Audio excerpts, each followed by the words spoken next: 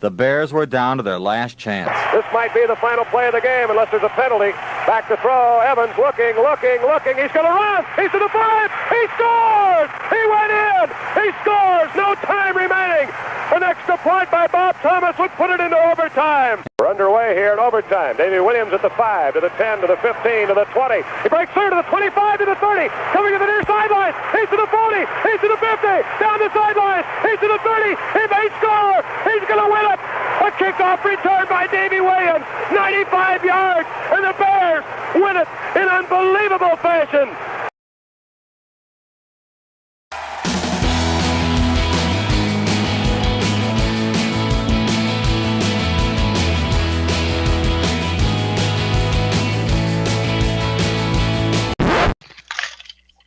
Welcome back to another exciting edition of the Pointless Exercise podcast. It's time for a Thanksgiving special. I mean, this podcast won't come out on Thanksgiving, but the next Bear game is on Thanksgiving, and it's against their arch rival in incompetence, the Detroit Lions.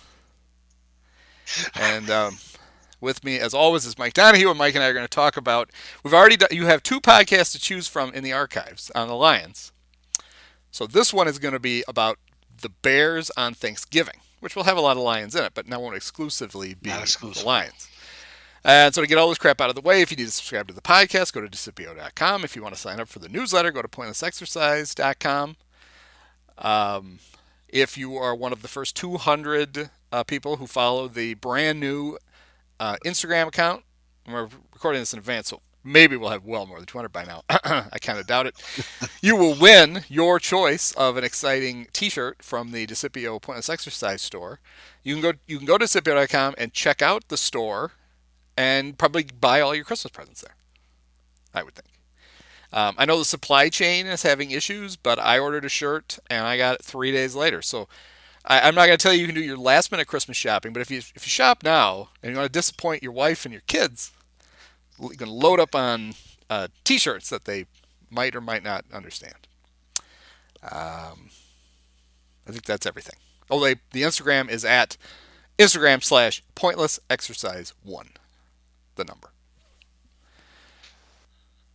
I got a new phone recently, and because I couldn't remember my freaking Apple ID at the store, I couldn't make the immediate download. So, and I didn't bother to re-download all the apps, but appreciate the reminder, Andy, to reload my Instagram account, which, as my daughter would make fun of me, I had not been on that or had not posted anything for several months, but we're going to fire that one back up again. So the Bears on Thanksgiving, where do you think they rank all time among games played on Thanksgiving? I'm going to guess 2. You think they're second? I do. No, wait. 3, because the Cowboys have to be second. They are third. Only the two teams that always host, the Cowboys and Lions, have played on Thanksgiving Day more than the Chicago Bears. I only first said 2 just because I did not do any deep diving on this other than a cursory look at just the list of games against the Lions, and I saw that in the 30s and 40s there were quite a few, but they kind of came and went. But they've played 36 games. They are 19, 15, and 2 on Thanksgiving. So they've only ruined Thanksgiving 17 times. I would have guessed they'd done it more than that. You think a tie would ruin Thanksgiving? It kind of depends on the specifics, well, that's true, maybe. I guess. If you're bad and you tie, it probably feels better than if you're good. Bad. Or if you're about to lose and you pull it out and you're relieved, save the game. So you can still eat your turducken. I don't know what those ties were. The Bears have won 3 in a row on Thanksgiving. I did not know that. Against the Lions or on Thanksgiving in general? On Thanksgiving in general. So you would think, well, so it's the Lions and the Cowboys. That's not true. The last 2 against the Lions, but the one previous to that was a primetime special against the Green Bay Packers. The rare and much more recent Sunday or Thursday night things, the third Thursday night game. And played in the evening. It was a notable game because the Green Bay Packers made a on death's door Bart Starr travel to Appleton, fly to the Appleton airport. They trucked him over to Lambeau, leaned him up against a goalpost so that he could be there for Brett Favre's number retirement, and the Bears won. So we've talked about this game. It didn't actually quite nail down that it was on Thanksgiving. It completely had escaped my mind that this was a Thanksgiving night spectacular. Wow, what a great Thanksgiving that would have been. So what you're because I remember the events, but I couldn't quite have it straight. It was November 26, 2015. John Fox.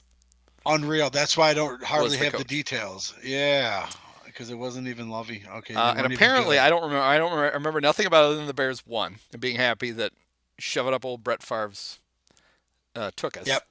After he had done that for a solid decade before. But I believe it was an exciting game that had exactly 3 points scored in the second half. All by the Bears. Exciting. It's pretty exciting. So 2015 would have still been Jay? Still Jay. So Eddie Lacy started the scoring with he caught a pass. Must have thought it was a turkey. He caught it. Ran it 25 yards for a touchdown. Packers up 7-0. The blowout is on. But then Zach Miller caught a 3-yard pass from Jay to tie it. The bobbleheaded Mason Crosby kicked a field goal to make it 10-7. But then the immortal Jeremy Langford had a 1-yard touchdown run to make it 14-10. Crosby kicked a field goal at the horn at the half. But in the second half, the only scoring was a 21-yard Robbie Gold field goal. So the Bears already up one. They're up provided one. So second half grudge match. 2015 Bears defense bringing it to Rodgers. Nobody expected that. The Packers were 8.5-point favorites. The over/under was 44.5. So if you took the Packers and the over, you lost both. It was a beautiful, balmy 39 degrees with a 20-mile-an-hour wind, and so a comfortable 29-degree wind chill. You know what that is? A great day up there.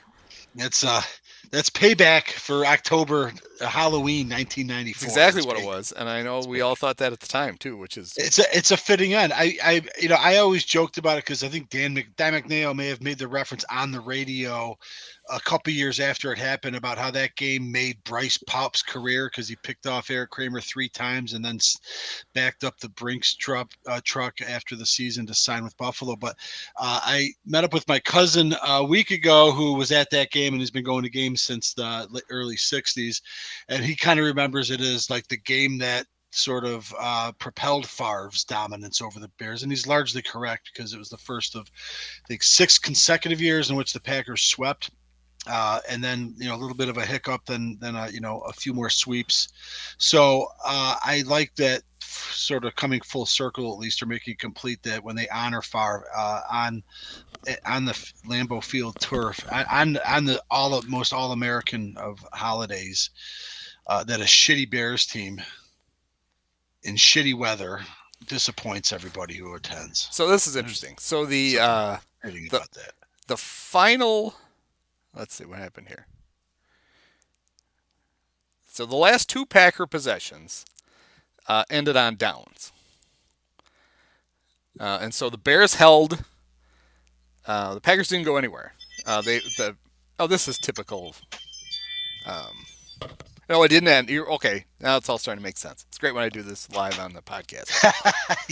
Because we had referenced this before that a sports writer joked that Aaron Rodgers paid homage to Brett Favre by throwing a crippling interception late in the game, and he did. Rodgers threw, in which Rodgers, unlike Favre, customarily never has. Rarely has. Former Harper College hero and our guy Tracy Porter, who Peyton Manning still has nightmares about from the Super Bowl when he played for the Saints. That's right. And some poor quarterback at Rock Valley College has nightmares about because Tracy Porter intercepted looked like Rock Valley was going to win somewhat late in the game. Wasn't the last possession because they were still throwing, and he intercepted a pass and ran it back like 80 yards for a touchdown, and Harper won. But Right, which you saw that, and they then replicated that. Yeah, and then I saw it happen in the Super Bowl and had horrible flashbacks. Tracy Porter also played in the Super Bowl for the Colts against the Bears. Against the Bears, yeah. I remember going over that. Okay. So with 3:23 to go, playing the role of Tracy Porter in this scenario is who? Is Tracy Porter. For the Bears. He's playing for the Bears. I don't know if anybody remembered that, but he played for the don't. Bears. I do not. At 1st and 10 on the Packer, on the 50. Aaron Rodgers dropped back, threw a pass to Davante Adams that was intercepted by Tracy Porter. He returned it for 2 yards. So the Bears take over on their own 45. And so with 3:19 to go, I don't know how many. The Packers had all their timeouts. Matt Forte ran for 5 yards. Packers call a timeout. Matt Forte runs for 2 more yards. Hey, that's good. That'll set up a manageable 3rd and 3. Oh, no, holding on Hronis Grasu. Remember him? I do. So I remember the name. Jeremy Langford ran for a yard. Packers called a timeout. Langford ran for 13 yards, but that was not enough for a first down. So they had to punt the ball back to Aaron Rodgers with 2 minutes and 45 seconds to go. Just playing with fire here. He has no timeouts, but he has the 2-minute warning. He's got plenty of time. Plenty of time.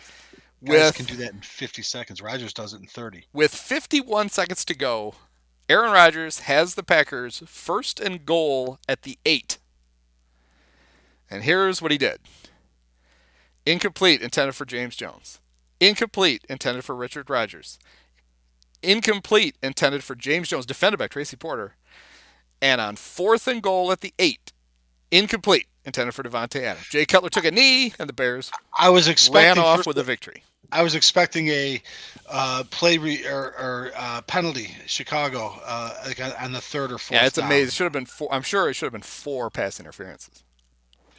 My head was spinning for a little bit there. So, because I don't think we discussed that particular, and it kind of astounds me, and I want to go back to it.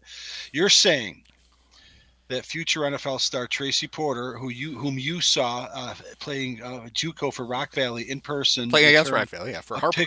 William Rainey Harper correct. College. Yeah, my school versus your school, because Harper's only a mile from me. Takes a pick 6. He's the same guy that intercepted Favre as a member of the Saints in the NFC Championship game, or no? That's not. Oh, that's a good question. I don't know if he did that. Or is that he intercepted Peyton Manning in the Super Bowl? Okay. The game in that second half that started with the Saints onside kicking. Remember that? Remember Sean Payton? They had the ball to start the second half of the Super Bowl, and they did an onside kick and kept the ball. He also played against the Bears in the Super Bowl. And then he played for the Colts. Right. He played both the Colts Super Bowls and one that they lost to the Saints or something. Right. He won them both. The Colts only won one. Right. Oh, he was on the Saints and he picked off Manning. Yeah, it'd be really hard if he was on the Colts and he picked off Manning. That would just be a reception. No, that would be what I would call count as an interception. A Trubisky reception somehow. Yeah. He would have to be involved. No, yes. Tracy had a few stops in the NFL and he's almost managed like to get 2 Super Bowl rings. It's pretty he's like a Walter Mitty, almost a Forrest Gump NFL player. That interestingly enough, you saw him do something similar. Yeah, I remember everyone was afraid of throwing anywhere near him because he was good. He went to Indiana after he left. So he played his collegiate ball at Indiana. He was a Hoosier, a football Hoosier.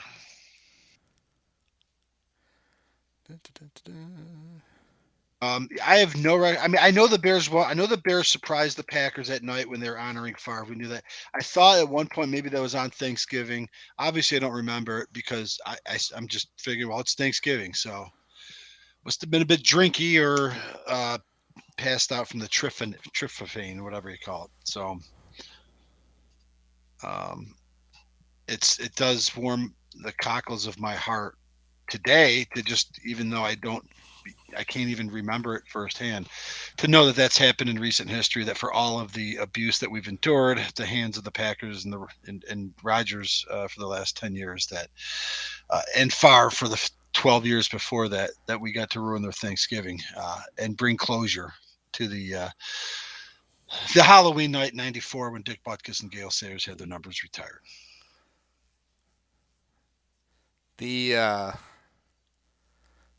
So the most recent Thanksgiving games were, for whatever reason, back-to-back years they played Detroit. The first two Matt Nagy years, the early Thanksgiving Day game was the Bears and the Lions, and the Bears won them both. Well, the first was quarterback by Chase Daniel. I think a lot of us remember that because it was an interesting Bears team for once, right? Yep. 23-16, and then they won. Mitch got to win the next year, 24-20. Yeah, I don't recall that one as much. That was the more frustrating season. We were going over the games in real time, or with Kyle every week, but it's kind of funny how those ones don't even leave an impression. They're more recent, or at least the 2019 game. All right, so this makes sense. So the Chase Daniel relief game came the week before the game in New York where he was where they lost to the Giants. We talked about that in our last podcast. I grouped those games together. The Bears were on a roll, I'm pretty sure, going into the 2018 game. I think they were kind of hitting their stride, and I don't even remember how close the game. You said the score wasn't that close, but the Giants were decent that year, and they're trying to keep their streak going and trying to continue that. What they were with Daniel. They were 4-3 going into the game. 5-3. That's it. They were 5-3 going into the game, but they had won. They won 3 in a row. They lost 2 in a row. They lost that awful. They've always been under Nagy. They've been so terrible coming off buys. So they beat the hell out of the Bucks. Remember the game where Mitch threw 5 touchdown passes? That was the signature Trubisky game. And you think, they're 3-1. They've won 3 in a row. Remember that was the season that started with the game in Green Bay where Rodgers got hurt and the Bears were going to win. Khalil Mack was stealing the ball. Right. Rodgers limps back out on the field. And another moral victory like the Bears losing to the Raiders in 2001. Yeah. We didn't feel that bad at the end of that game. So the Bears had won 3 in a row. And again, with good reason. Then they went to Miami. And they lost in overtime. Yeah, and it ended, or the regulation ended with Cody Parkey missing a... He missed one in OT. Oh, maybe he missed an overtime. Because he couldn't kick it far enough. That was that's the first game of the defense let them down. It was 90 degrees out. Yeah, he had a 53-yard attempt, and I think he kicked it almost all the way to the end zone. Yeah.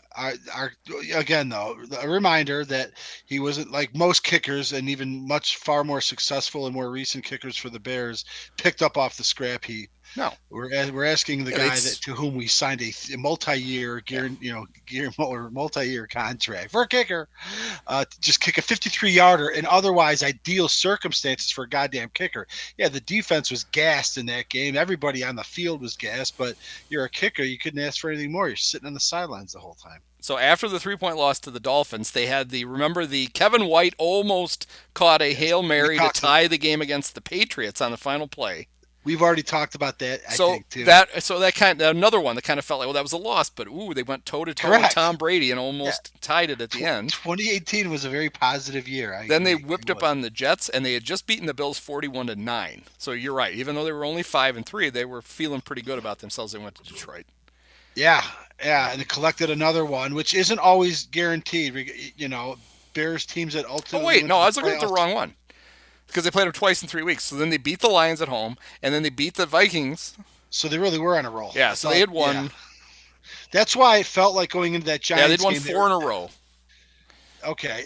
I mean, that's why I felt like going into that Giants game, it was like due to run out. And like even that one was a moral victory, because that was an overtime they pushed him to overtime, right. The Hawkins play. They went 12-4 and they lost 2 games in overtime. So yes, that was but Thanksgiving game, the Bears won 23-16. It was the Chase Daniel was the one of the heroes.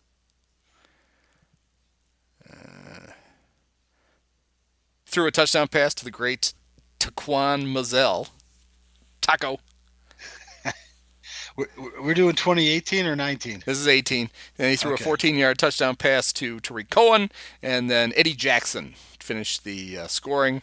In a tie game with 6 minutes to go. I remember that now. Returned an interception, 41 yards, and the Bears won. Yeah, I kind of remember that now, watching that game. I mean, I should remember it. It was only 3 years ago. Obviously, my memory works backwards. So the NFL was so thrilled by that they said, let's do that again next year. Which I have to think is the first ever back-to-back Bears-Lions Thanksgiving in our lifetime. I'm pretty sure. And this was the great David Blah game. Yeah, Matthew Stafford, I believe, had broken his back. Yeah. And so David Blau from Colorado, is that where he went? He played. And I distinctly remember the podcast after this because we talked about how, David Blau was a undrafted free agent, and he basically played every bit as well as Mitch. Okay. 22 of 38 for 280 yards and 2 touchdowns. I think he had like a couple like wild big plays that like the Bears kind of had their foot on their throat. I could be wrong, but to give Mitch credit, Mitch had a good game. 29 of 38, 338, and 3 touchdowns. Yeah, that's a really good game.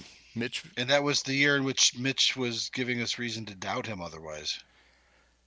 But let's see, what kind of roll were the Bears on? Oh, the Bears were on a roll heading into that game. They had lost. They had a 4-game losing streak, won a game, lost another one, and then had a win. So that was one of the 3 4-game losing streaks. Yeah, they lost 5 of 7 heading into that game against the Lions, but they had just come off a win against the Giants.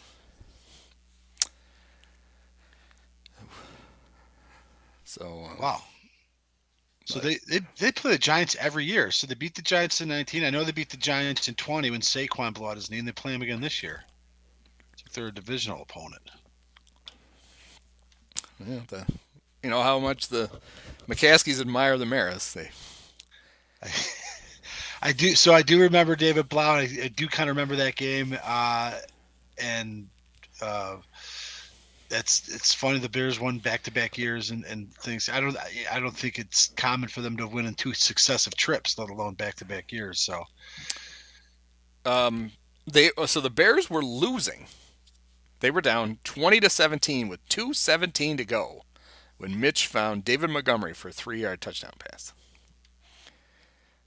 Former NIU star Kenny Galladay had caught a 75-yard touchdown pass. That's probably the thing you were thinking about. I do remember the Galladay touchdown now.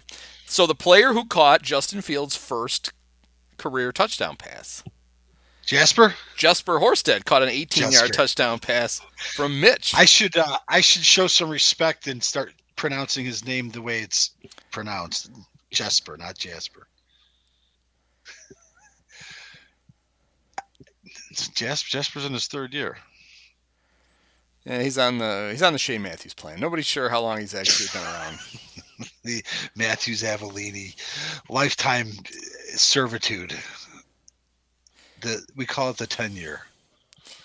So let's see. So before that Packer game, when was the last time the Bears had been? Oh, just in 2014. 2014. Yeah, they Trustman take 2. I mean, yeah, this would have been part of the demise because we could be forgiven for not remembering this game because we may have checked out. Well, the Bears played a lovely early game on Thanksgiving where they lost 34-17, and this came. There have been worse. Oh, they were red hot. Okay, so. This is the year the Bears famously went to New England and lost 51-23. Correct. At both ends of the bye week. Then had a bye.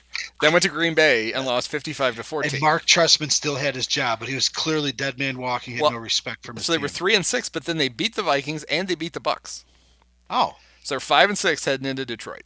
But Lovey was the Bucks coach, I think. They were not not good at that point in time. But yeah, okay. And they took on it was the 5-6 Bears against the 7-4 Lions with their exciting coach, Jim Caldwell. So this was an eventual Lions playoff team, perhaps? One of the few. I should look that up because it wouldn't be hard They did. to. They lost to the Cowboys. That was the game they got hosed on. So this was actually a noteworthy Lions team in that they were, a legitimate playoff team because they lost a close game. Now, to Dallas. I always liked Jim Caldwell, and he's one of the best coaches in Lions history. He was. I mean, that awful franchise. I liked about him was he was just the flashiest coach ever. He always every shot of him on the sidelines, it looked like he was waiting for a bus. No matter what was going on in the game, he just had this blank look on his face. He had the headset on, but he never talked into the headset. I don't think, just like the Fisher-Price headset that Pusteri and I think that the Bears should give Nagy. I think Jim's wasn't actually plugged into anything. I always thought he had a little more of a scowl. Or maybe it was elevator music, just to calm him. Right. And he just stood over there like, hey, this is pretty good. We're losing 38-4. Are we? I saw his expression as a little bit more of a scowl, like in the vein of Jerry Burns. A little bit of. At a time, the most excited he would get is his facial expression would be the man waiting for the bus, worried that he wouldn't get home in time before he had to poop. Yes, or get his diabetes. Just a little bit of concern, like I might shit my pants on the bus if the bus doesn't hurt. I hope it's not going to be extra bumpy because I don't think I can control it. Well, let's look at Jim Caldwell's record as a Lions. It's him or Fonts. Yeah, look it up, but I think you can whittle it down pretty quickly to it's him or Fonts. All right, here we go. Jim Caldwell, 4 years. 36-28, a 563 winning percentage. Winning record. He actually had a better record. He took over for the Dunge with the Colts. He actually had a better record for the Lions than he did for the Colts. He had a 563 winning percentage with the Lions and 542 with the Colts. He took the Colts to the playoffs 4 times. He took him to the Super Bowl. And he took the Lions to the playoffs twice. Which is that alone. I mean, so yeah, Tim, Wayne, Fonts, and Bobby Ross. And Ross, I see that now. And Bobby Ross, we talked about this. Bobby Ross quit during the season. He going home. He joins the group of people that include Calvin Johnson and Barry Sanders, who walked away from the game rather than. Was he the pioneer? Did he do it first? And then Barry, like a couple years later, is like, "Yeah, I'm doing." Bobby did it in '97. I'm doing a Bobby Ross. I'm just going home. Because as we talked about, that set off a chain of events that, but for Paul Edinger's 54-yard kick, would have resulted in Gary Muller's redemption at actually bringing the Lions to the playoffs and probably being one of the few interim coaches to ever do so, bring any team to the playoffs. So there's quite a stat line here in this game. So remember, Nagy had the game against the Saints a couple years ago where they only ran the ball 7 times. Yes, I remember that. So in this game, in the Dome, what is this? The Thanksgiving 2014? Yeah, this is the Trestman game. The Bears ran the ball 8 times for 13 yards. Mm-hmm. Jay was 31 of 48 for 280, 2 picks, and 2 touchdowns. Jay was slinging it. They were getting their butts kicked, so they had to go to the air, right? Kadeem Carey led the Bears in rushing. With 8 yards 25? On 2 carries. Matt Forte had 6 yards on 5 carries. So you're like, well, maybe Forte got hurt. Well, maybe he did, but he caught 6 passes. So clearly the game plan was we're just chucking it. And shockingly. Well, the Bears got up 14. This makes even more sense. The Bears got up 14-3. So why would you run the ball? So, like, before you got to that valuable piece of information, I was thinking to myself, as your, nice game plan. Like, well, I assumed it was a 34-17 final. I assumed Detroit jumped out to a 21-0 lead because why else would the Bears have to throw the ball all game? They actually had the lead. Yeah, they were up. They scored on their first. I'm sure they scored on their first 2 possessions. 10-yard touchdown pass to Alshon Jeffrey from Jay and a 6-yard touchdown pass to Jeffrey from Jay. That put them up 14-3, and then the Lions scored 21 points in the second quarter. So it was 24-14 at the half. The Bears scored the next points, so it was 24-17, but then the Lions, a Joik Bell touchdown run and a Matt Prater field goal. So for So half nothing at about this least- game makes any sense. That you're just throwing on every possession. with the lead, even when you didn't have the lead, like you could take control of the game when it's tied and still, win the battle of wills. I hope that Jim Nantz and Phil Simms appreciated at least the first half of competitive football, seemingly competitive football. Yeah, the Lions drive chart goes punt, field goal, fumble, touchdown, touchdown, touchdown, punt, field goal, and then knee. And the Bears goes touchdown, punt, half, field goal, punt, interception, punt, interception. Yeah, they were checked out. They gave it a fight because they're on national TV give up a fight for the first half. What a misery. I don't have really any. Look, I know I watched the game. I'm sure you did, even if you can't recall it. Because right? It's on Thanksgiving and you're getting ready to go to your sisters or brothers or, grandmas or aunts, and the Bears are on. But, as a fan, especially as I've gotten older, it's easier to check out when they are just not going on. So, yeah, I'm sure I watched as much of that game as I could, and but no, I have not committed any any storage space. So it looks, having discussed it, I think I can. That ended a long drought of the Bears on Thanksgiving, because they didn't play there in 13, 12, 11, 10, 9, 8, 2007, 2006. It would have been 99, 2004. And it was that was not the Lions. That was the Cowboys. Yes. Miserable game. Without even looking at it, I'll just tell you that we got to. I don't know if Craig Krenzel was the starting quarterback, but I do know this game was played in the afterglow of Krenzel's epic 3-game hot streak that occurred. 2004, of course, was the year that was supposed to be Rex Grossman's, breakout year, second full season, but he got hurt in the third game, and we had to deal with the three-headed monster of Jonathan Quinn, Craig Krenzel, and the name escapes me, whoever the third guy was, but I'm sure we can dig it up in short order. But I think it was Chad Hutchinson. So just came to me. I think Krenzel may have been the starting quarterback on Thanksgiving. He was. What jumps out to me more is who the starting quarterback was for the Bears' opponent that afternoon. Oh, was it Quincy Carter? Not former Cub and object of Jimmy Pearsall's verbal abuse, Quincy Carter. No, Chad Hutchinson. But it was not. He started for both teams. Oh, that would have been fun. Drew Henson. You just need 2 former baseball players and now 3. Yeah, Drew Henson, who played in the NFL. Yeah. Okay, so I want to get into this Krenzel thing here. He started. He came in relief in week 6 in a 19-7 loss against Tampa, and then he started the next 5 games. He beat the Niners 23-13 on Sunday Night Football, I believe, throwing for a whopping 168 yards.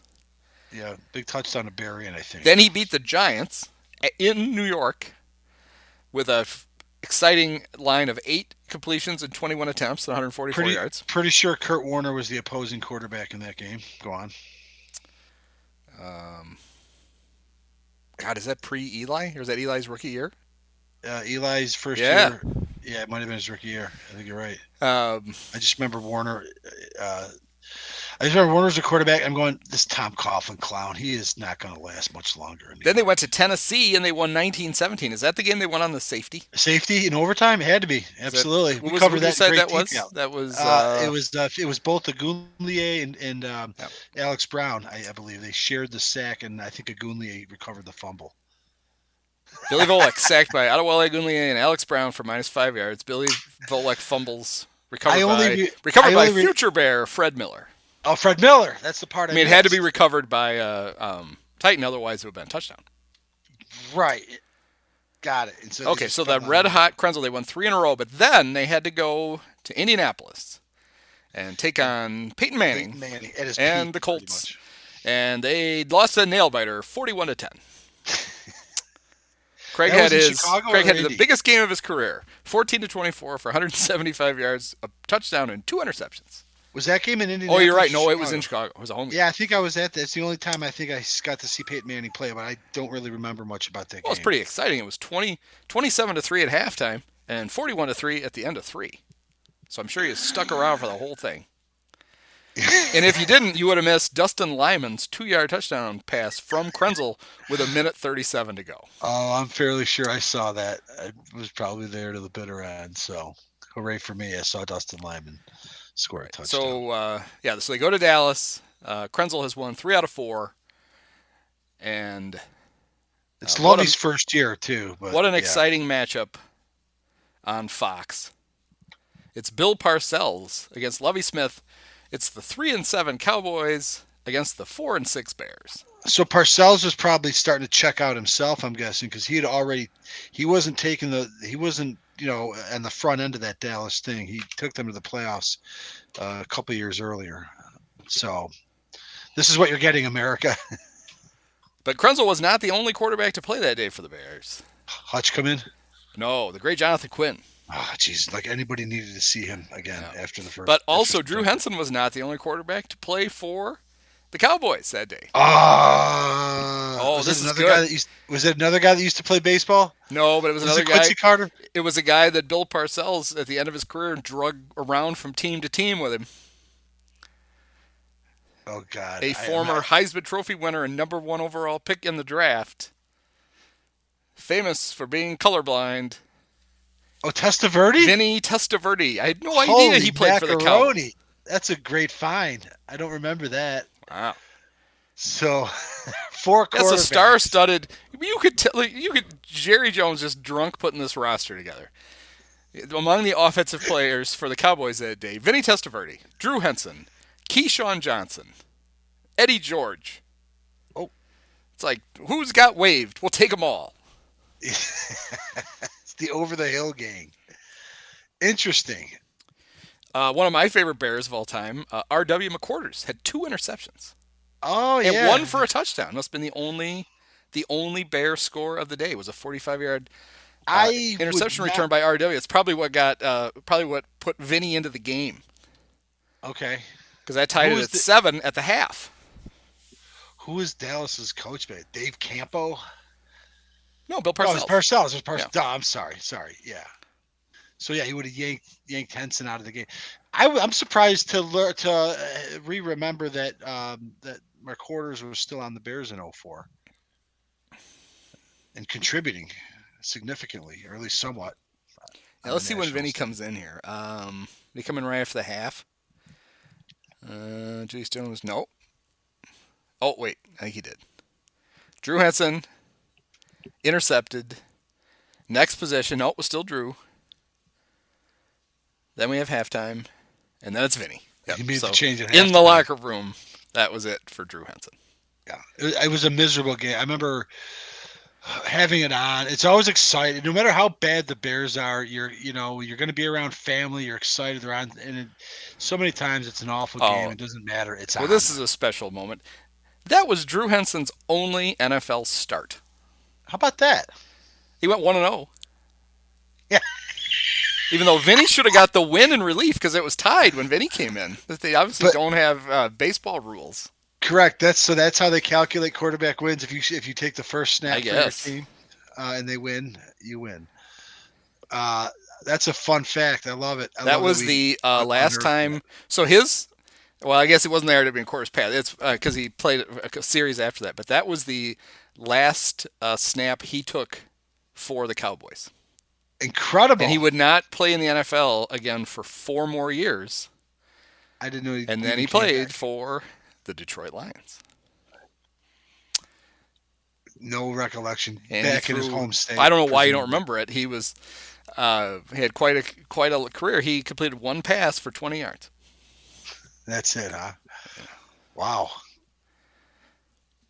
Should have stuck with baseball, Drew. I mean, he probably did. He could have just wasn't good enough in both of them. Well, that's what happened in between, right? He focused on the baseball, and then we talked briefly about this off the record, and he looked it up. He did get a cup of coffee in the bigs. Yeah, he even got a hit. Got 1 hit, and 1 quarterback win. Yeah, I mean, it's a lot more than the rest of us. One more than. So he was not as good as Chad Hutchinson. As a baseball player or As football? either. No. Well, yeah, because Hutchinson had the Hutchinson game we talked about already. I think when we played the Vikings last year, when the Bears played the Vikings last year, Hutchinson put together a bona fide NFL quarterback game. It was the only one, and he was horrible every other time he played. But Drew Henson doesn't have that. He's got a. Well, I don't know. Okay, so Drew Henson, one hit and a quarterback win. Hutchinson played more NFL games, obviously. A legit quarterback win. He pitched in 3 games in the big leagues. His ERA was 24.75. So which one was better? But he got an out, right? Henson got a hit, and he got Hutchinson 12 of them. He pitched 4 innings. And that's almost a wash, the baseball thing. It was very Laddie Renfro-ish. Laddie Hutchinson. Chad Hutchinson. This is quite a career line. 3 games pitched, 4 innings, 9 hits, 11 runs, 3 homers, 6 walks, and 2 strikeouts. I don't know how he didn't stick. He was on the 0-1 Cardinals. They won 93 games. They were in contention, and they had to quickly throw him over the side. So that was 3 years before he was the Bears quarterback. So yeah, he went to football after failing. I'm assuming. I mean, I don't know how it always breaks out. Some guys maybe try to do both, but I mean, and Henson was an infielder, I think. And he also Henson. The other claim to fame, of course, with Henson was that he was the quarterback that Lloyd Carr made share snaps with Tom Brady. Yep. At Michigan. Right. Even though, even at Michigan, Brady was not routinely, but I think he had like. This is our podcast. People will love this. He had like 6 fourth quarter comebacks at Michigan, even though he's a part-time quarterback. Yeah. And the one time he had the ball at the end of the game with a chance to go down and win it that he didn't win was at Illinois.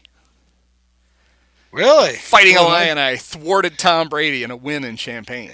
It just pains me to think about because I sat in that same stadium when he did that against the Bears. Well, that was his revenge. Yes. I was an unwitting spectator and victim, frankly. That's a great fact. So wait, you're saying so 6 times he? I don't know the exact numbers. What I know is the only time he had the ball late in the game with a chance to drive for a win. Okay, and he didn't come through, which included his last game ever, which was against Alabama in the Orange Bowl.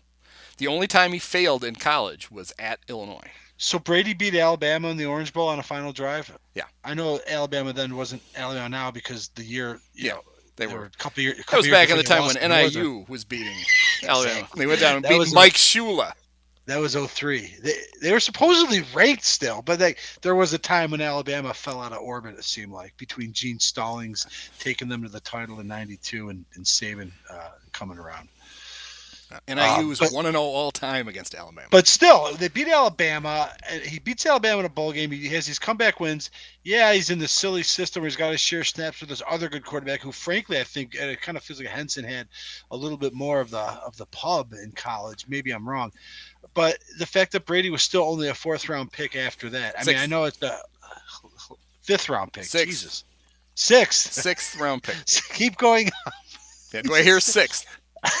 Oh, it's like an auction. Yeah, he can rattle off the names of every quarterback who was drafted ahead of him. I don't blame him. There's some doozies like Giovanni Carmazzi and.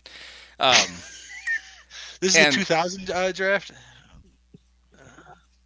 Yes, yeah, it would be. Right. It would be. No, Bill Belichick's first draft. Yeah, and oh,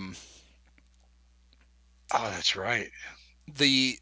Mike, I remember the great Mike Riley. He had been coached at Oregon State. Coach. San Diego Chargers. He got the job with the Chargers, and he had recruited Brady when he was in high school and loved him and wanted him bad. But Brady went to Ann Arbor and said, "Oh, that's where I want to go." What college was Riley at the time? Oregon State. Oregon State. Okay. So he couldn't convince him to go to Corvallis. And so during like the combine, Riley comes up to Brady and says, "You got away from me once. I'm not gonna let that happen again. I'm gonna make sure we get you." And Bobby Beathard was the general manager of the Chargers. And he basically said on the last day of the draft, he said to Riley, he's like, "All right," he said, "you're the coach. If we want to take a quarterback, I'll take the one you want." And he's like, "All right." He goes, "I want Tom Brady." He said, "Okay, we're gonna get Tom Brady." So they had a pick early in the 6th round. They had 2 picks in the 6th round. Riley wasn't going to blow a first round as much as he liked him. He knew that what he No, was worth. they knew he was. I mean, Brady was disappointed not to go in the top 3 rounds, but he was a 4th, 5th, or 6th round. For whatever reason, they misjudged him. Well, he's super slow. That's the combine. So the combine, yeah. Yeah, okay. and his numbers at the combine were terrible. You've seen that picture of his slouched little doughy body. Oh yeah. And I mean, he's completely changed his physical appearance, but he could always throw, and he was smart, so he was worth a pick. So the Chargers have 2 picks, and in the 6th round, and Riley looks at Beathard and is like, "We got to take him." He said, "Okay," but Beathard decides at the last minute that they can get Brady with the 2nd 6th round pick. Okay. So they take somebody else, and then in between, the Patriots take Brady. And for all this stuff about whatever, he was, by the end of his first, but halfway through his first season, he was the backup. He'd already worked his way up. Right, all the he way. wasn't holding the clip. He wasn't. Right, on the he was the backup, and then he famously got in 2001. He started playing because Drew Bledsoe got hurt. Yeah, Mo Lewis caved in his chest and almost killed him. Right. Although, what I always like to point out that Bledsoe, believe it or not, actually came off the bench that year in the championship. The AFC championship. Technically, Bledsoe led them to the Super Bowl. But and what I don't remember until I was reading this book. There was a little bit of controversy. There was actual controversy then about which guy was good, because Brady had played really well when he first took over, and then he had played okay, and he played pretty well in the snow game, but it was a snow game. He did. So, benefited from the tuck rule, but and because he had sprained he had a high ankle sprain, I think, and they were like, I don't know, maybe there was a lot of talk that maybe that Drew would start the Super Bowl. Right. No, look, Drew had I know Brady kind of took the job, but Bledsoe was injured, and there's that old bromide about you can't lose your job to injury. And Bledsoe had the pedigree, even though one guy he hadn't taken them to the promised land. He was he was a lottery. One guy who did not subscribe to the can't lose your job to an injury was Bill Belichick. Who was basically like, no, like right away during the Super Bowl break, that you get that time off between, called Drew in and said, "No, we're going with Tom." And Drew got all pissed off. And Bill was like, Tom actually runs the plays the way they're supposed to be. He's not just, Drew was a turnover machine. And Belichick, the way that Patriot team was designed, Brady was perfect for them because he wasn't going to turn the ball over. So they could lean on the defense, and Brady would get you enough points. But the one thing that I've heard the story before is, so they get the ball back. Rams tie the game late. And they get the ball back with like 1:20 to go. And Charlie Weiss says to Brady, it's like, they were trying to decide whether they were kind of half in. They were like, all right, just look for your check downs, whatever. If they move the ball a little bit, then they were going to get more aggressive. Right. And on their way to the huddle, Bledsoe grabs Brady by the shirt and goes, "Fuck that. Go sling it." That's awesome. Yeah. And then they got into the field goal range and won the game. So. Speaks well to Drew. Incidentally, the player that the San Diego Chargers had to have in Bobby Beathard's calculus that Brady would probably still be available later was the great Shannon Taylor, a linebacker out of Virginia. Yeah, I believe Shannon played I believe he played in 2 games in the NFL. So you know about him. Well, it's in the book because Brady knows him. He can tell you the Shannon Taylor stats. So Brady's got to be, and it tracks that Brady would be like Jordan, and he just keeps score. Yeah, just keeps tabs. Yeah. I mean, that's what fuels guys like that, and for better or worse, I think it's great in the end because it entertains the shit out of the rest of us. But it is a little intense, to put it politely. Okay, so before 2004, the Bears Did they do it 99? 99. And they probably lost, right? At Detroit, they lost 21-17. Okay. 99 was Duran's first year. We were still trying to get rid of the Wannstedt stank. It took over a year for that to even move. I don't blame Duran for any of their failures early on. We talked about it in the previous podcast, how like Duran and Croughton kind of jumped out that year with like, some weird stuff on offense and weird left-handed quarterback McNown. And I don't know, they actually beat the Lions twice that year. I know because I was at the other game and if I hadn't been there, I wouldn't have believed it. But McNown actually threw 4 touchdown passes against the Lions. Lions went to the playoffs that year, but only went 1-1 against the Bears. But I can't remember any details about Thanksgiving that year. It'd be a close game for a mediocre Bears team and a Lions team that was headed towards the playoffs. It was Jim Miller against Gus Frerotte. Wow. And the Bears scored. They were down 21-7 at the half, and they scored all 10 points in the second half. Chris Boniol, a 27-yard field goal, and Marty Booker caught a 23-yard pass from Jim Miller to make it 21-17 early in the fourth quarter. What was the Bears' record after that, or going into that game or after it? What were they? They were 5-6. Yeah, they weren't shitty. They weren't out of it Thanksgiving, which is hard to do, but the Bears have done it nevertheless. But they did have a burst within that season that kind of coincided with Miller arriving there around after the halfway point. Matthews and McNown both got hurt, and Miller had a couple of monster games against the Vikings and Chargers. One they lost because the aforementioned Chris Boniol shanked a 30-yard kick in overtime, which would have meant the Bears would be 6-5 going into that game. So actually an actual competitive Bears team in the at that point in Duran's first season. I guess I'd kind of understated it. Cade McNown threw 2 passes in the game for some reason. I'm trying to see when he came in. I wonder if Miller might have gotten dinged up, but Miller finished the game, started and finished. Okay. But somewhere in between, Cade. They would sometimes bring, like even in the very first game against the Chiefs and Gunther Cunningham that season, the debut of Gary Croughton and Dick Duran, that they had a pack, both McNown and Matthews threw touchdowns. I mean, so they kind of brought McNown in. Eventually, he was taking all the snaps, I think, because Miller got popped. Miller was like incredible. He threw like 950 yards over 3 games, and then he got popped for testing positive for some speed steroid, whatever. Cade got a whole series in the first quarter. He threw an incomplete pass to Ryan Wetnight, incomplete pass to Marcus Robinson, ran for 9 yards, and the Bears punted on 4th and 1 from their own 22. And then that was it for Cade. He was done. There you go. Cade McNown reference. That should be the only one tonight. That squinty little bastard. He was only there 2 years, thankfully.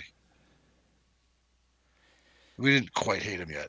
Because like I said, he did throw 4 touchdowns a few weeks later. Ooh, 1997 was quite a... Correct. This is the one I want to talk. I do know. Oh, my God. Bears got absolutely humiliated. So, last podcast, we stumbled across the last days of Wannstedt, which was his last home game, which was a victory against the Ravens when James Allen busted out, and they wanted to know where he had been because he had drafted Curtis Enos that year. He shouldn't even have been around, as I mentioned on the podcast before that, because 97 was so bad and the bottom had fallen out and they were trending downwards that Wannstedt, there's no way he should have even been allowed to coach in 98. Nevertheless, he was the coach for an absolute sinking ship of a Bears team that really, for most of us, was, unless you could maybe remember some late stage Neil Armstrong, was probably had never been seen before by Bears fans of that age. And so, of course, by Thanksgiving, you're running into one of those Wayne Fonts every other year, a playoff team, so basically an above mediocre team with an absolute horrible Bears team, and the result would even turn out to be worse than you'd expect. Well, but 5 minutes into the game, the Bears were up 14-0. Is that right? Yes. They jumped out to a 14. The ultra back Raymond Harris had a 2-yard touchdown run, and then Ricky Prohl caught a 78-yard touchdown pass from Eric Kramer, 14-0, and the Bears are on their way, and they got outscored 55-6 the rest of the game. We're still going back to a semi-sentient Pat Summerall and John Madden, I imagine, in '97. So they must have been pleased that, because going into that game, it was like just a dead-ass Bears team. And the Lions were 8-point favorites. The Lions. I don't care what they're running. They were 7-5. It's not like they were. Right. It's not like they were not 11-1. I guess I gave them credit by saying they were at least above mediocre. This was that Wayne. They didn't win any playoff games, but they went to the playoffs. I think 95, 97, 99, something like that. But they didn't win. As we all know, famously, the Lions have won one postseason game since 1957. We were alive. We were alive to see it, even though it was 30 years ago. This was Bobby Ross's first season. Yeah, Bobby. I'm sorry. So Fonts was gone. Yeah, Fonts wasn't there in '99 either. So yeah, Bobby kind of continued their sort of. He was probably a little bit better than Fonts because he didn't really have too many shitty seasons. Just 3 years removed from the Super Bowl. Yeah, and now he's coaching the Lions. They went 9-7. It was the best record he'd have in his 4 years with the Lions. 9-7. Was 99? I'm sorry, 99 not of the Lions playoff team then? They were, but they were 8-8. Okay. Yeah, he took them playoffs twice. 97, right, 9 we said 7, that at the beginning too. And right. 99. Bears had to play them both times on Thanksgiving. That's pretty rough. Had to play the playoff Lions. How are you supposed to hang with them? And they didn't. Yeah, no. So a pretty decent day for some little running back named Barry Sanders. Gained 167 yards on 19 carries and scored 3 touchdowns. I'm going to venture that wasn't even his best game against the Bears. 19 carries, 167 yards. The immortal Scott Mitchell threw for 282 yards and 2 touchdowns. Left-handed, big free agent signing. The Bears, Eric Kramer, 13-26 for 259, a touchdown. He was the big Steve Stenstrom came in and completed 75% of his passes. He's 3 for 4. Steve Stenstrom on back-to-back podcasts. Yep. Raymond led the Bears with 49 yards rushing. Darnell Autry had 10. Good old Darnell Autry. Receiving, Ricky Prohl obviously had a big game. 4 catches, 164 yards. Well, let me see if I can guess one other receiver. You said 1990. We were in 1997. Yep. With Jeff, Conway was probably gone. Conway, Michael Timpson. Conway did not. Last season. Yeah, Conway no catches, 4 targets. Conway got hurt diving for a ball in a preseason game, and I think he missed the beginning of that year. Bobby Ingram was on that team though. And we didn't catch passes. The only wide receivers who caught a pass, I guess, was Chris Penn a wide receiver? 86. I think he was a wide receiver, yeah. Okay, Ryan Wetnight and John Allred both had catches. Okay. So Prohl and Penn were the only wide receivers. The only other passes were caught by... The only other pass was caught by... Tony Carter caught one, and Darnell Autry. Did you already say what the Bears' record was going into that game? No, they were 2-10 going in. Wow. 2-11 after the game. Wow. Happy Thanksgiving to all of us. Like a lamb being led to slaughter. It should have been Christmas. Wow. So 97 was the year. Which game was it? The Bears started 0-7. Correct. I think it was this tasty, maybe the 31-3 loss to the Patriots. I distinctly remember I was living alone for the first time in my life, and I fell asleep during a Bear game. Yep. Just, they're getting their ass kicked again, and I just Patriots, fell asleep on the couch. I'm sure I was hungover, but still, I wouldn't. I've been hungover lots of time watching Bear games. I never fell asleep. Patriots were defending AFC conference champions with Drew Bledsoe. I remember that game sort of. It was like week 4 or something. The Pete Carroll coached. Yeah. Wait, really? Yeah, because Parcells left. Oh, that's right. Parcells basically left during the Super Bowl. I got you. That was a Eric Kramer, Rick Meyer production. Yeah. I think. It was too bad Rick didn't get to play on Thanksgiving. That would have thrilled the nation. For sure. Let's see. Looks like we're up to 1993. Terry Obi. That's what I'll just tell you without looking at Terry Obi catches a 40-yard circle route from Jim Harbaugh. Do you mean Terry Obradovich? Terry Obi. Oh, different. Wasn't Yeah, it? Not Ed's kid. Stunts. No, Terry Obee. He some dude who came out of the blue and somehow became the Bears' one of the go-to receivers in Dave Wannstedt's first season in 1993. We, of course, still had a little bit of swagger as Bears fans.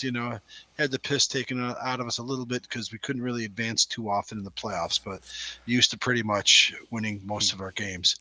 And going into Detroit on Thanksgiving and winning an ugly, I think it's 10-3. Was that the final? 10-3, and the Bears scored all 10 points in the second quarter. So very exciting. And the Lions were probably they were thick, and then is when they were in the middle of Fonts Mania. They were 7-3. The Bears were 5-5. Yeah. The 8-point favorites again. 7 points. Lions were 7-point favorites over the Bears. Okay. So Jim Harbaugh had a great game, 9 of 16 for 123 yards. Pulling the upset. Tim Worley was playing for the Bears. Good old number 38. One thing I got lost. So in the podcast last week about the Ravens, we talked at length about James Allen and don't put him in the Hall of Fame. Before the podcast, I played the entire audio of the NFL primetime highlights for the game. And did you catch who the running back who got released? The Bears released that week, and that's why they were playing James Allen. It couldn't have been Enos because they tried to make him work the next year because he was just a rookie. It was. Oh yeah, Bam Morris. Bam Morris. Yes, Bam Morris. It just came to me because I heard Jeff Schwartz on the Score recommend picking him up when the Chiefs got him, and I did it. I won my fantasy league that year after the Bears cut him. Bam. I did hear that. Yeah, that's what paved the way. 93 Bears had Tim Worley and Craig Ironhead Hayward. Yeah, Ironhead. I think we've mentioned it before. One of the big first free agent signings, along with Andy Heck, and I can't remember who. Brian else. Cox. Well, that'd be 97. Oh.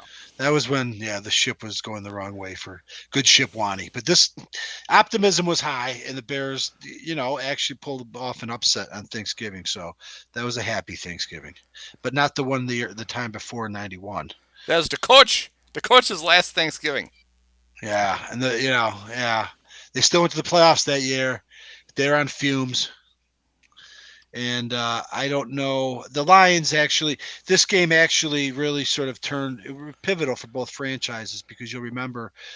What's funny, Andy, is that we outside of tonight's exercise, we've done 2 of these Bears podcasts centered around or released before the week of the Bears playing the Lions. We really haven't dove into a lot of actual Bears Lions games, which is good. They're still there, I guess, fresh for us to go into. But we didn't even talk about this game, but we did talk about Wayne Fonts 1 month later when the Bears were getting their asses handed to them on Monday Night Football, smoking a cigar, because even though the Bears were already in the playoffs, beating the Niners, who were disincentivized, I think, even for home field. I think they were out of the playoffs. It didn't even matter. It was a rare season, I think, where they didn't even go to the playoffs because Young and Montana had been hurt, but they embarrassed the Bears, and Fonts lit up the cigar. And, of course, they got the bye week, won the only playoff game in our lifetime, and made it to the brink of the Super Bowl.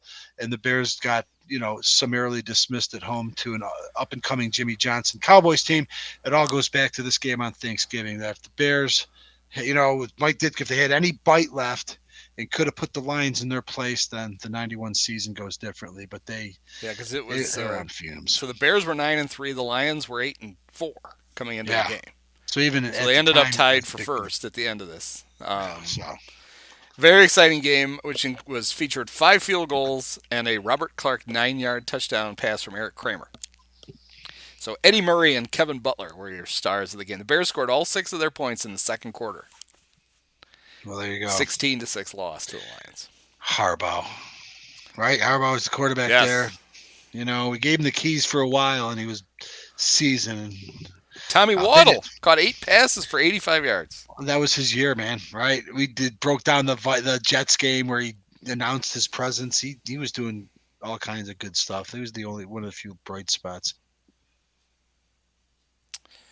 Let's see. Now we got to go all the way back. 10 years, and it's not the Lions again. I'm pretty sure. I don't think the Bears played at all on Thanksgiving. Yeah, 1981. Yeah.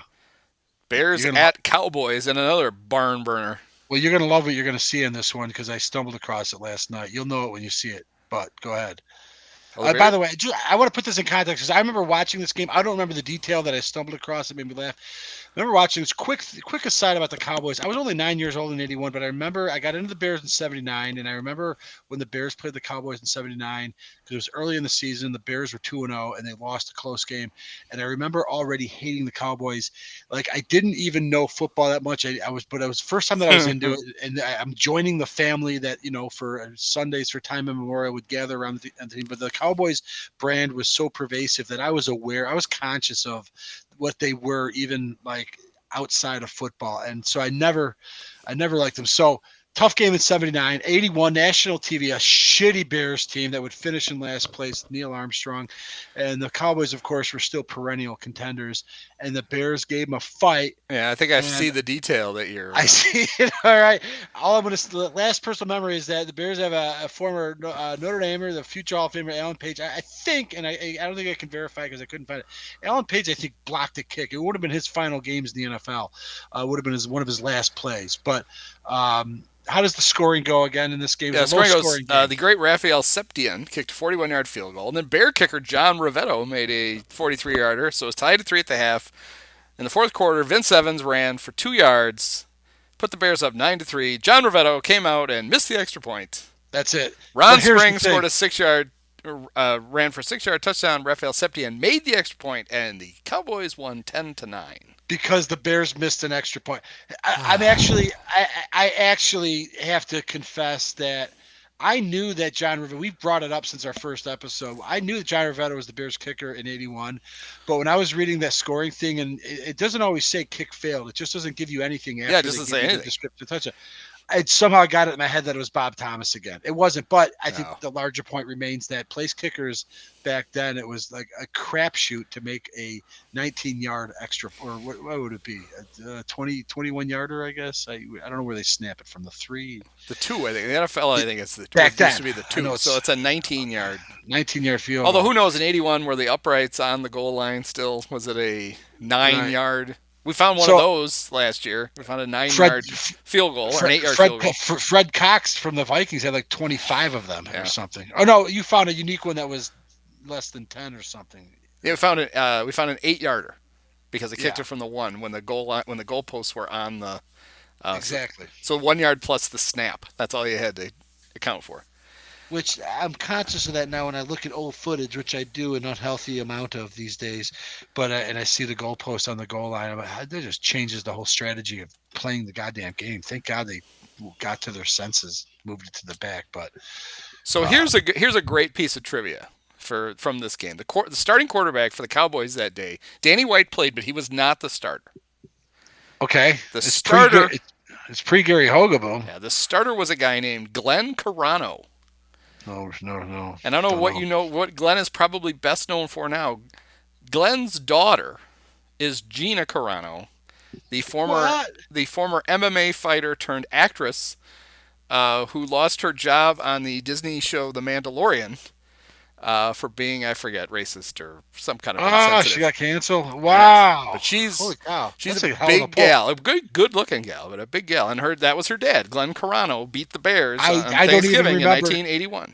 I don't even remember Glenn Carano. I remember being at family Thanksgiving and watching it, and I'm sure I can guarantee you, although I don't remember, that I had nothing but a white hot rage towards John Rivetto.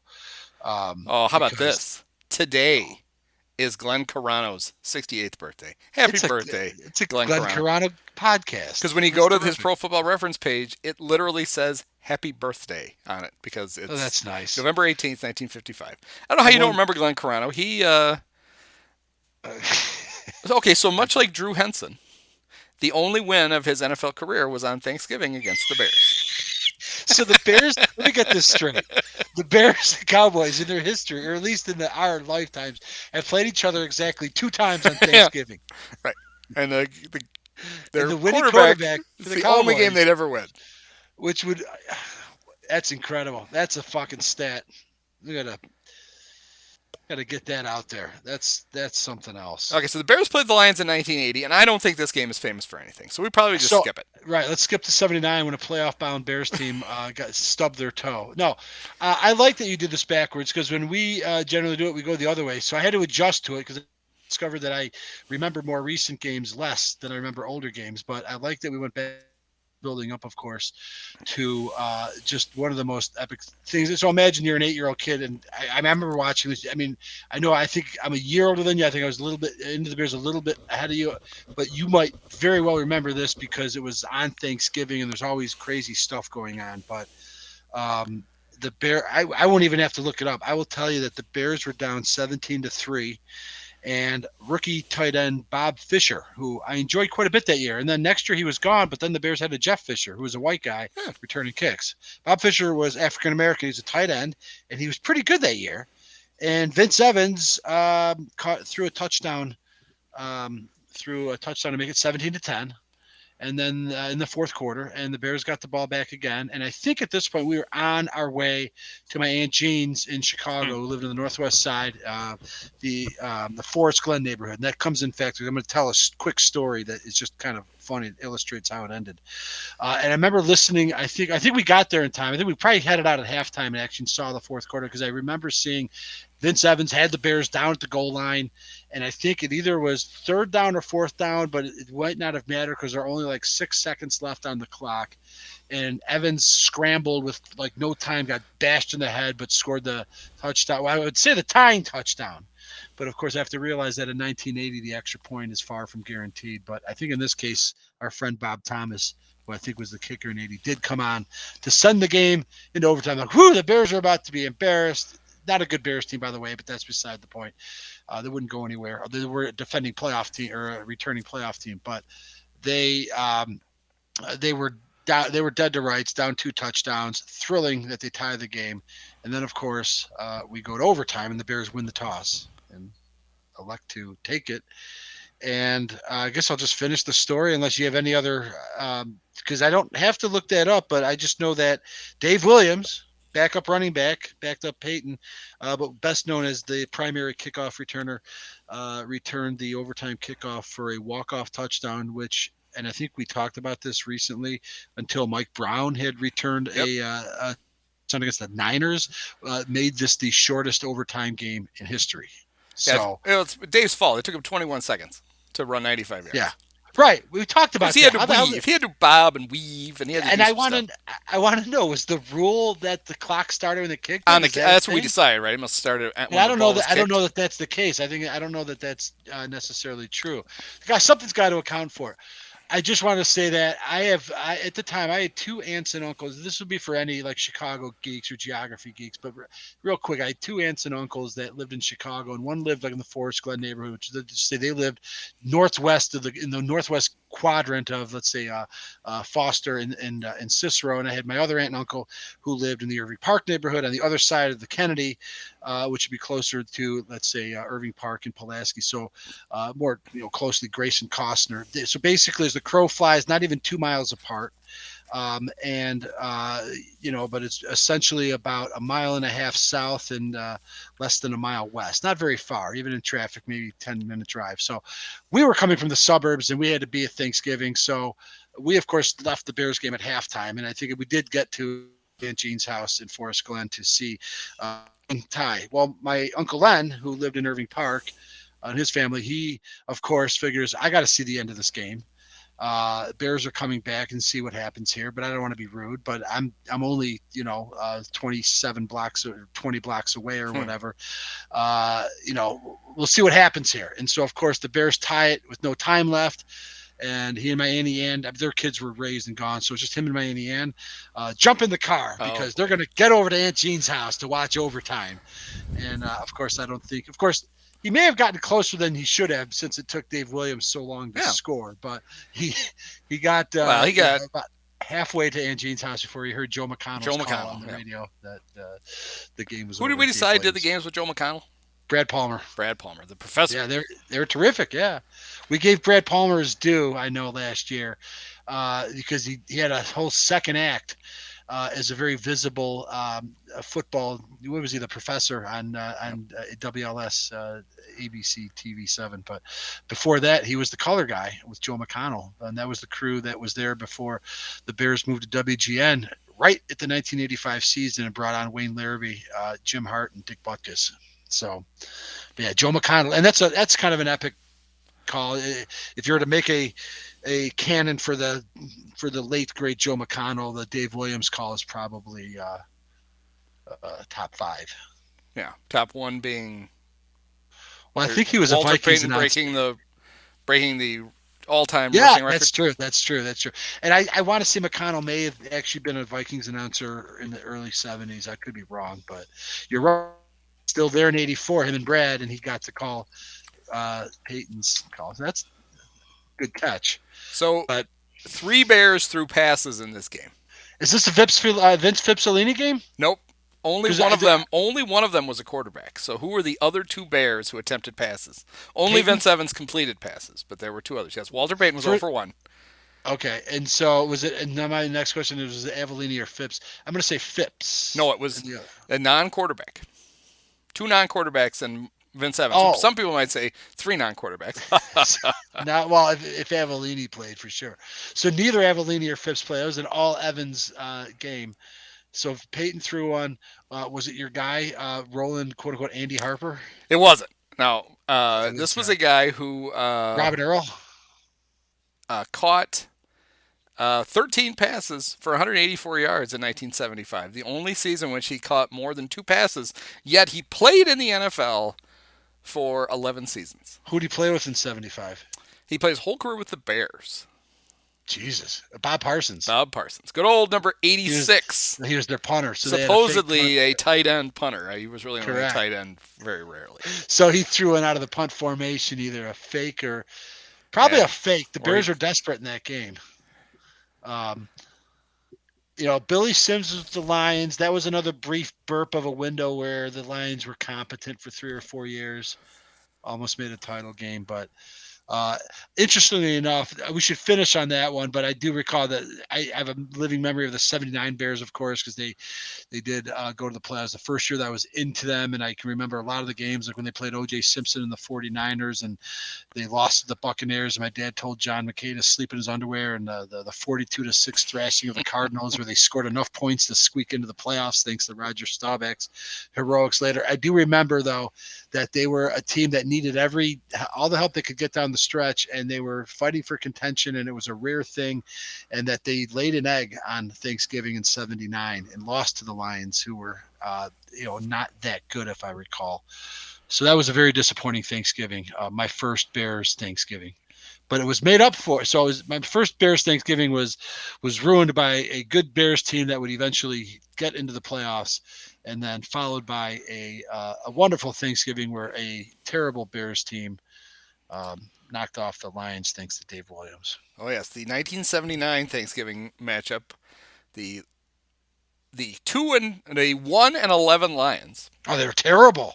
So it was worse than I remember. Beat the 7-5 Bears 20-0. Monty Clark outdueled the great Neil Armstrong. So the adults must have really been pissed that day. Benny Ricardo had a couple of touchdown runs.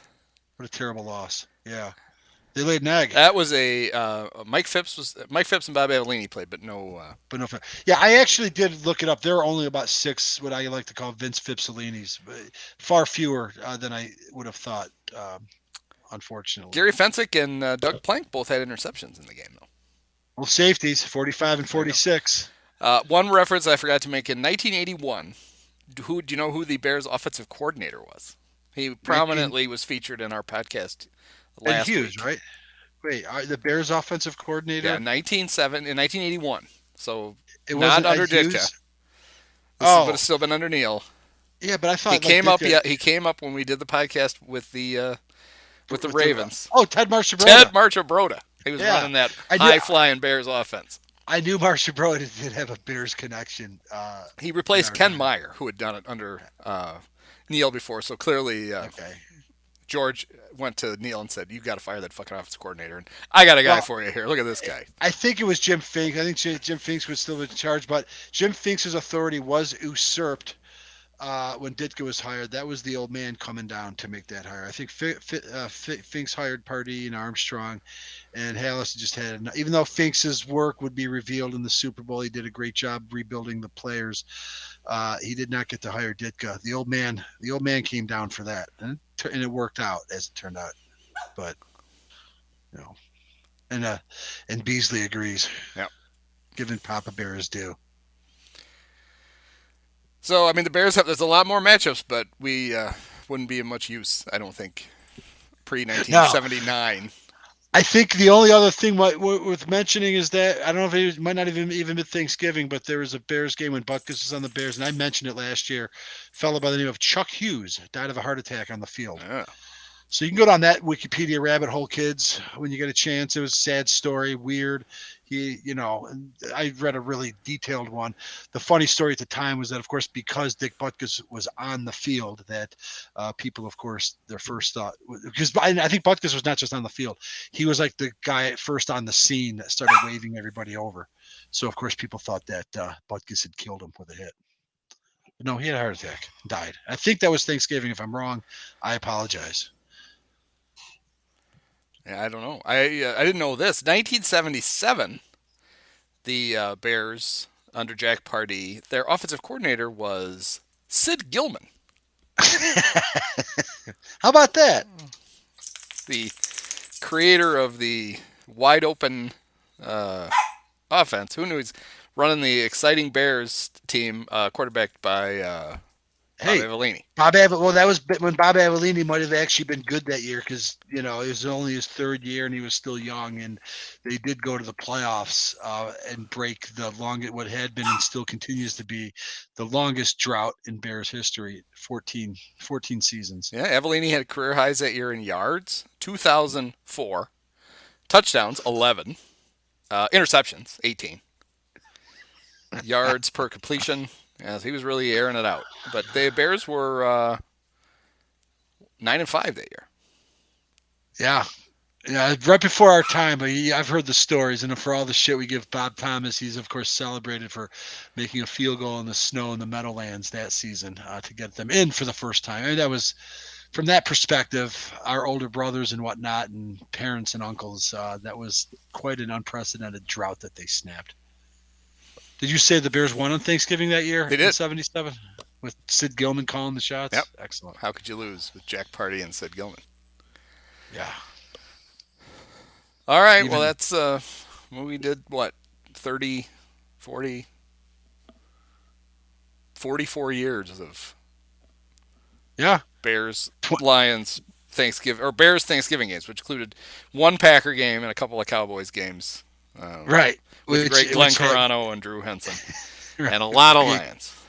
Capturing their only quarterback wins of their careers. That's the best. That's my favorite fact of the night. Yeah. All right. Well, happy Thanksgiving. Yeah, happy Thanksgiving to you. I look forward to doing this again afterwards. So we'll see you. All right. There's learning lessons through all of it. Many of us have herpes.